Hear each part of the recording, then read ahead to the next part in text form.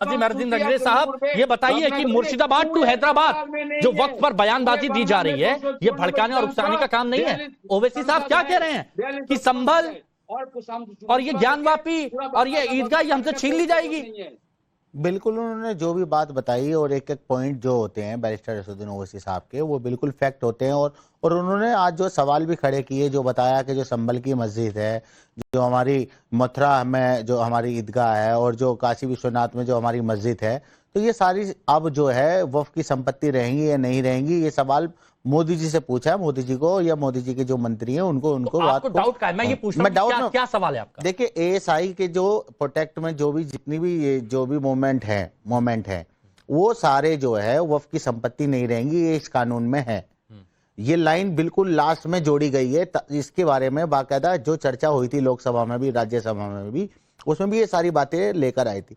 तो ये जो बिल है वक्फ अमेंडमेंट का जो ये संशोधन हुआ है, ये गैर संवैधानिक है। हम ये बताइए, कोर्ट का फैसला आने तक क्या उसमें नमाज नहीं पढ़ी जाएगी? ये बताइए। नहीं, नमाज पढ़ी जाएगी, सारी चीजें होंगी। मगर बात कोर्ट में तो मामला है ना, कोर्ट में तो भरोसा है ना। कोर्ट पे पूरा भरोसा है। हम कोर्ट में जो गए हैं वो इस देश के संविधान और इस देश के कानून की वजह से हम वहां पर गए हैं, और हमने उसका हवाला भी दिया। आर्टिकल 14, आर्टिकल 25, आर्टिकल 26 के तहत ये गैर संवैधानिक बिल है। और ये काला कानून जो है, इसको फाड़ने का काम भी बैरिस्टर असदुद्दीन ओवैसी साहब ने पार्लियामेंट में किया। तो हम अगर इस बिल के खिलाफ हम अगर अदालत में जाते हैं और हम प्रोटेस्ट करते हैं, ये हमारा देश का संविधान, देश का कानून हमें इसकी इजाजत देता है। मगर मैं दूसरी बात हिमांशु भाई, जो हिंसा है उसको हम कभी समर्थन नहीं करते। हिंसा का हम कोई समर्थन नहीं करते। तो क्या आपको लगता है कि आप लोगों की तरफ से जब ऐसी बातें की जाती है, उसी का असर इन अचाक्षर, इन जो बिना पढ़े लिखे लोगों पर पड़ता है और ये हिंसा करते हैं?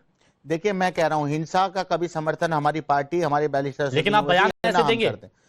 हम कोई भी बयान ऐसा भड़काऊ बयान नहीं देते, ना भड़काऊ बातें करते। अगर ये कहा जाता है कि मस्जिदें, मदरसे, कब्रिस्तान सब छीन लिए जाएंगे, अगर हम गलत कह रहे हैं तो आपके पैनल में भी आपके भी लोग, बीजेपी के लोग जाएं, हमारे खिलाफ एफआईआर करा दें। अगर हम गलत बात कर रहे हैं तो, अगर हम सही बात कर रहे हैं तो हमारी ना अदालत कुछ कर सकती, ना देश का कानून कुछ कर सकता। शुभ्राष्टा जी, हम ऑथेंटिक और सही तरीके से इंटेलेक्चुअल बात करते हैं। ओके, इंटेलेक्चुअल बात है ये, बिल्कुल। चलिए ठीक है। शुभ्राष्टा जी, मुझे ये बताइए, इनकी इंटेलेक्चुअलिटी के बारे में बताइएगा। जब कहा जाता है कि मंदिर, मस्जिदें, कब्रिस्तान, मदरसे आपसे छीन लिए जाएंगे, ये मस्जिदें आपके पास नहीं रहेंगी, और उसके बाद ये सारी हिंसा यहां पर हो रही है, इसका क्या असर पड़ रहा है और क्यों हो रहा है ये सब?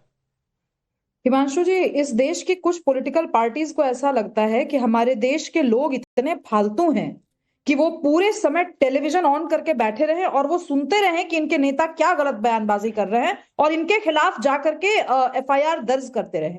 आप मुझे बताइए हिमांशु जी, इस देश में क्या नेताओं की जिम्मेवारी नहीं होनी चाहिए कि उनके मुंह से कुछ निकले तो हम प्रामाणिक बातें ही कही जाए? ये बात तब से चली आ रही है। कई सप्ताह पहले ओवैसी जी खड़े होकर के पार्लियामेंट के सामने कह रहे थे कि हमारी मस्जिदें और हमारे दरगाह छीन लिए जाएंगे। आज तक उन्होंने कोई भी एक एआईएमआईएम ने कोई एक प्रपत्र जारी किया हो जिसमें कहा हो कि ये भारत सरकार ने ये सारे दरगाह, ये सारी मस्जिदें आइडेंटिफाई क्यों? आपके समय मैंने नहीं कहा था कुछ भी। अब सुनने का ताकत मादा भी रखिए।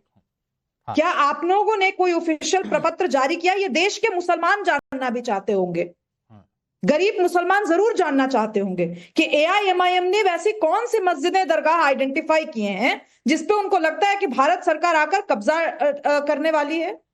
ये किस तरीके की बहस है हिमांशु जी? मुझे बिल्कुल समझ में नहीं आता। वक्फ संशोधन को लेकर के सबसे ज्यादा मुखर आवाज मुस्लिम कम्युनिटी के अंदर से रही।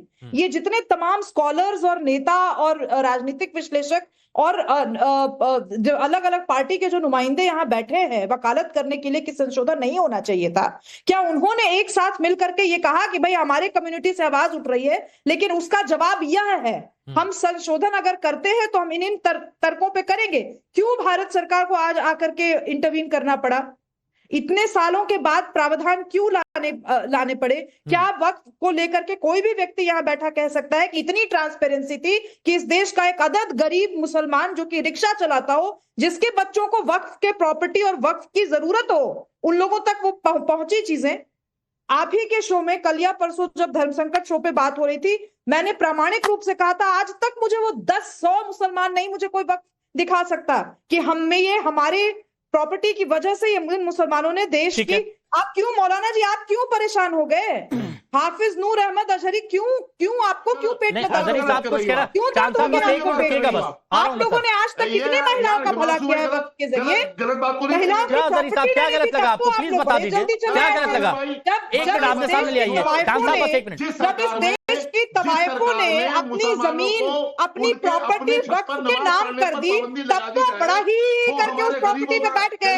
आज तक उनको रिसीट के अलावा तो कुछ दिया नहीं, और आज आपको दिक्कत हुई है जब 2 महिलाओं को कहा गया है कि उनको बिल्कुल कंपल्सरी होगा उनका रहना। क्यों चीख रहे हैं? जहालत, आप केवल और केवल जहालत का परिचय दे रहे हैं यहाँ पर मेरे बोलने के दौरान बोल करके। जब आप बोल रहे थे तो मैंने कहा था कुछ, जब आप बोल रहे थे तो मैंने नहीं, कुछ उनका भी ये कहा कहना है था। कि आप गलत इसका मतलब आप क्या गलत बात बता रही हो। वो ये बोल रहे हैं कि मुसलमानों को छत पे भी नमाज पढ़ने से रोका जा रहा है, हालांकि ये उस संवेदनशील क्षेत्र की बात कर रहे हैं जहां पर पथराव हुए। ये उस संवेदनशील क्षेत्र, यही तो बात होती है, कहीं की बात कहीं पर आप पहुंचा देते हैं अजहरी साहब। अच्छा एक मिनट, फखरुल हसन चांद साहब, नमाज नहीं पढ़ने दिया जा रहा। शुभ रास्ता जी, मैं आ रहा हूँ। नमाज पढ़ लेना भाई। फखरुल हसन चांद साहब, थोड़ा वक्त लगा आपके पास आने में, लेकिन शुभ रास्ता जी ने एक बात यहां पर कही कि बहुत सारे ऐसे हैं, गरीब हैं, वंचित हैं, जिनको ये डर बताया जा रहा है कि भाई आपकी जमीनें आपसे छीन ली जाएंगी। हालांकि सरकार कह रही है कि इन्हें डर इस बात का है कि इनको इनकी जमीन मिल जाएगी और विरोधियों का वोट बैंक समाप्त हो जाएगा, और इसीलिए ये लगातार ये भड़काने वाली बात की जा रही है। सर, इस पर आपका क्या रिस्पॉन्स? देखिए, सरकार का जो डर है कि कहीं ये जमीनें हम ना दे पाए पूंजीपतियों को तो क्या होगा। वो गरीबों के लिए ये वक्फ बिल नहीं लेके आए हैं, ये सब जानते हैं। और ये बिल आखिर 11 साल की सरकार में क्यों नहीं आया, ये 11 साल बाद क्यों आया? वो इसलिए आया क्योंकि 2024 के लोकसभा चुनाव में आप बहुमत से दूर हो गए। आप जो बंटवारा करना चाहते थे वो बंटवारा नहीं हो पाया। उत्तर प्रदेश में पीडीए ने आपको हराया और आपको डर है कि 2027 में भी आप ना हार जाए, इसलिए वक्फ संशोधन बिल आया। इसमें कोई रॉकेट साइंस नहीं है इस बात को समझने की। और हमारे भारतीय जनता पार्टी के मित्र कह रहे थे कि वक्फ संशोधन बिल एक कानून बन गया है, राज्यसभा लोकसभा से पास है। मैं उनकी बात से सहमत हूं, और ये कह रहे थे कि इसको लेके कोई प्रदर्शन नहीं हो सकता, मैं उस बात से भी सहमत हो जाता हूं। तो फिर आप प्लेसेस ऑफ वर्शिप एक्ट जो राज्यसभा लोकसभा से पास है उसको लेके आप क्यों प्रदर्शन करते हैं? उसको लेके आप क्यों बड़ी बड़ी बातें करते हैं? आप क्यों उसको मानने को तैयार नहीं? इस देश का संविधान वो सभी को असहमति का अधिकार देता है, और उस असहमति के अधिकार पे ही 1991 के प्लेसेस ऑफ वर्शिप एक्ट की वैधता को भी चुनौती दी गई है, और वक्फ संशोधन बिल की वैधता को भी चुनौती दी गई है। इसलिए ये देश का संविधान है, बाबा साहब का संविधान है। ये सवाल उलझ ना जाए, इसलिए सीधे पूछ लेता हूं, बताइए। चाहती है, मानते नहीं है। तोहिन सिन्हा जी। मैंने देखे, जब मैंने 2 विशेष लोगों का नाम लिया था, सादुद्दीन ओवैसी और ममता बनर्जी, इनके फितरत में ऐसा है ही नहीं कुछ कि ये शांतिपूर्वक प्रदर्शन करा सकते हैं। ये हिंसा भड़काने में माहिर हैं, इसीलिए इनका कोई भी प्रदर्शन इनके बातों के द्वारा, इनके ये जो जहर उगलते हैं उसके बाद कोई भी प्रदर्शन शांतिपूर्वक रहने लायक नहीं रहता है। इसलिए विशेष तौर पे मैंने 2 लोगों का नाम लिया था कि ये सावधान रहे, इस बार दोबारा दंगा ना भड़काए। बिल्कुल आप शांतिपूर्वक प्रदर्शन कीजिए, महात्मा गांधी की तरह आप कीजिए, एक जगह पर बैठिए, आप आमरण अनशन करिए, कोई नहीं रोकेगा आपको। मुझसे सवाल पूछ रहे थे, मैं हिमांशु भाई इनकी जवाब दे दूं। आज तक देश की आजादी से लेकर अभी तक जितने भी प्रोटेस्ट सवाल का जवाब दे दूं, मैं सवाल का जवाब दे दूं। हम बोल दीजिए। मैं कह रहा हूं कि ये कह रहे हैं कि बार बार टीएमसी के बारे में और एमआईएम के बारे में कह रहे हैं कि एमआईएम जो है प्रोटेस्ट करते